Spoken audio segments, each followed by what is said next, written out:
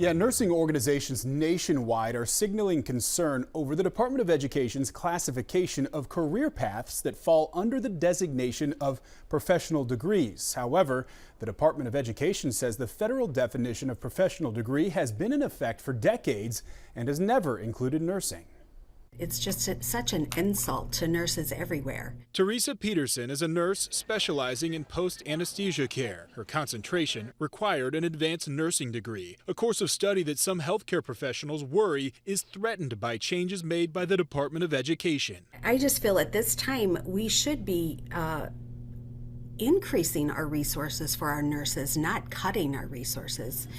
If we are supposed to be providing great care to patients, we need resources, we need education. While traditional four-year nursing programs are not impacted by the changes, the Trump administration's One Big Beautiful Bill Act is capping federal student loan borrowing for master's and doctoral level degrees starting in July. A nursing degree, for example, tops out at $100,000 in federal loan access, while students pursuing doctoral degrees can borrow twice that amount. There aren't enough anesthesia providers out there, so nurse practitioners and nurse anesthetists fill that gap.